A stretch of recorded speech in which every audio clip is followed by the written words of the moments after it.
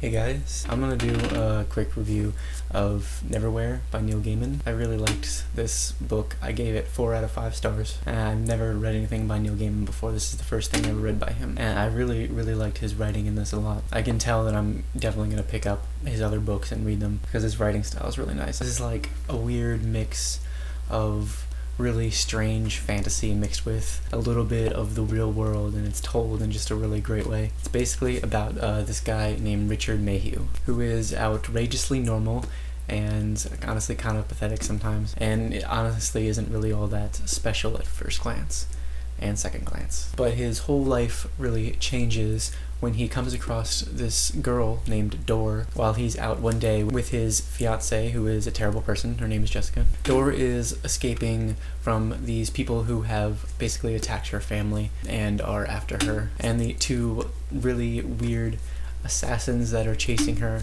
are these really incredibly creepy and twisted and awesome villains named Mr. Kroop and Mr. Vandemar. And basically helping Dor out kind of pulls Richard down into this other world beneath the London that he knows, and it's called London Below. London Below is really like crawling with all of these weird people and creatures. I mean, there honestly doesn't seem to be any end to its weirdness. And basically, Richard has to help Dor in order to kind of get his life back on track. At least that's what he thinks will happen if he helps her. I really like this a lot, and 2 things about it in particular. The first one is the world building. I've never been to London, but the blend of London and London Below is just awesome, and I really felt like I could feel the essence of this place in Gaiman's writing. I mean, he shows us so much with so few words all throughout the entirety of the book, and when you're reading the whole book, you just kind of get this really big picture of what London and London Below are like and how they blend together. I mean, it kind of felt like it could be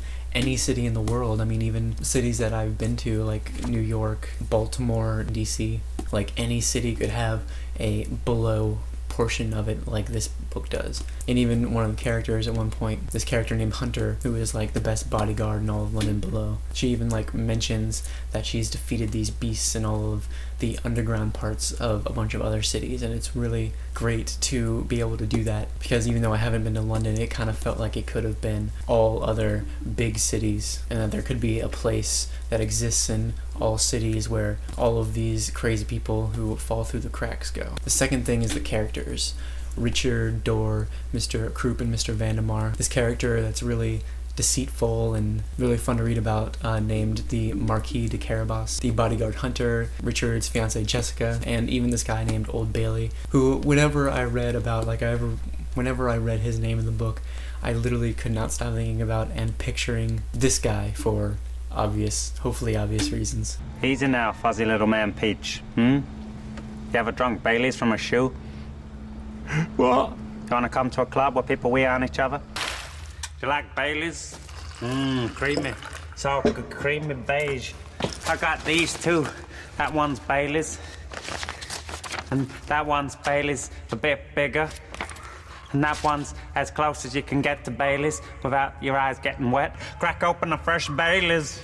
I'm old Greg. Like him, but older and maybe a little bit less crazy. But I know that's not the intention or anything, but I couldn't get that out of my head whenever that character came up. And anyway, everyone in the book just felt so well done. All of their dialogue was awesome, and that mixed with their behavior and what they do just really gives you a great sense of who all of the characters are as people. Mr. Kroop and Mr. Vandemar especially are just these 2 sinister, creepy, twisted, funny, sticky, slimy, violent assassins that really kind of reminded me of these 2. I mean, in a lot of ways, it was kind of like a play on your stereotypical duo of villains, like one that's kind of dim-witted and one that's like the brains of the operation, maybe even like these 2. And I really it was kind of playing with that, but this book just made those 2 characters really stand out. Every time those 2 characters were in a scene, they just stole the show. I mean, they were just really great fun. Their dialogue is awesome. Their banter back and forth is awesome. And you know a book is good when the villains are that good. And I really liked how how we were just like thrown to London below. Gaiman spends almost zero time explaining anything, like nothing about what the hell is going on with like the people and the creatures there, how it's possible for all of this to even exist, and why everything and everyone is just absolutely crazy. At first I didn't like that. It felt a little silly at first, but then I got used to it and I kind of understood where I thought Gaiman was going with it.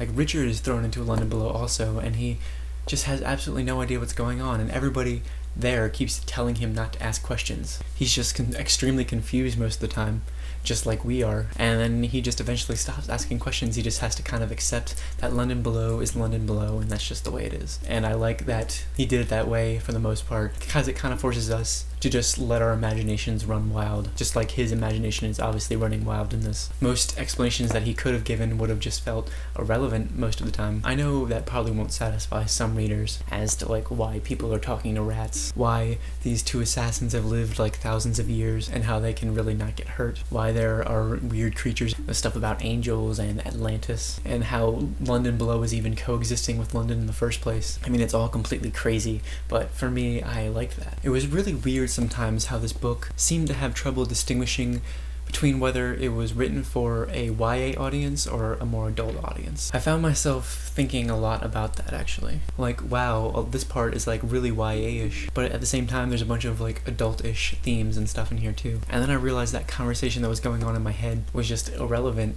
and didn't matter. The audience was obvious. It was people like me who like a mix of both of those things, a mix of the silly and the serious, weird, young, unexplainable fantasy, and, you know, adult themes as well. I mean, it's fun, and putting a label on it either way is doing an injustice to the book. I did have problems with some parts, which is the reason for 4 out of 5 stars. It felt a little slow sometimes, and like I said, I did like not knowing how everything was happening up to a point, but at some points you just really wish Neil Gaiman would just give you a tiny bit of something. I hope that doesn't contradict or doesn't sound too hypocritical with the other stuff I was saying, but there's just certain times when you just want a tiny bit, just a little bit more to work with. And I thought the ending was a little boring. I mean, the climax, like the big thing that happened at the end, that was good. Definitely a great way to do it, but everything after that felt kind of slow and a little boring. Like the last 30 pages, I kind of felt myself forcing myself to get to the end. I did like the very, very end. I thought that was good. I thought it ended in a nice place. But the stuff in between the climax and like the actual end, there was a little bit too much, and it just got a little frustrating pushing myself through those pages to get to the end. I mean, that might just be me, I don't know. Overall, I really, really like this book. I definitely recommend it. I think I'm going to read American Gods next, and then I'm going to read The Ocean at the End of the Lane, and then I'll read all of his other stuff, because I really like his writing style a lot. This is definitely the genre, the type of writing that I can get really into.